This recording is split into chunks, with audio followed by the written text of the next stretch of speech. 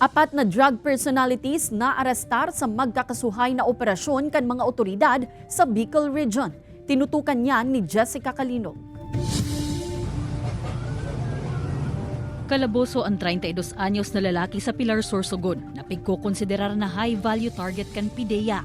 Nadakop ini sa kinasang buy-bust operation kan mga otoridad kung sa insarong sachet nin pigtutubod ang shabu ang nabakal sa sospek.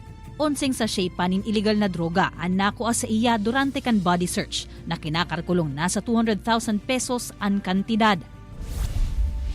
7 sachet manin illegal na droga ang nakuha sa posesyon kan 33 anyos na drug personality sa ginibong buy-bust operation sa Barangay Calawag, Naga City. Pasado alas 12 nin matanga kasubago, mantang ang sarupang operasyon sa syudad.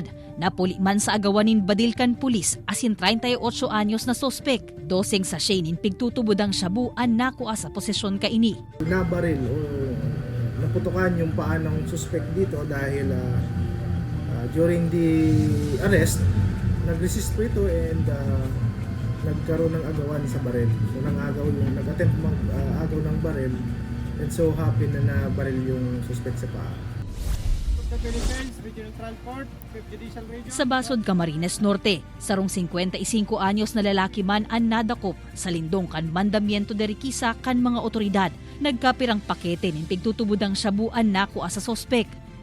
Kung sino man po yung may mga nakakaalam na may mga impormasyon na maaari makatulong sa kampanya natin sa illegal na droga ay maaari pong makipagtulungan sa amin. Sa Mercedes, Camarines Norte, sarupang lalaki ang naarestar, makalihis makuha ang nagkapirang sa nin pigtutubod ang shabu sa iya. Sigun sa pulisya, haloy ng pigbabantayan kan mga otoridad ang sospek, urog na ang pagkakaimbuelto kaini sa illegal na droga. Pag siya ay nakakagamit, allegedly, ay nanunutok siya ng patalim sa kanyang mga nakikita or nakasalubong, particularly sa kanyang family members. Sa presente, nasa kustodiya na kan mga otoridad ang mga nadakop sa magkakasuway na mga operasyon kontra illegal na droga para sa maninigong disposisyon. Ini si Jessica Calinog, Balitang Bicolandia.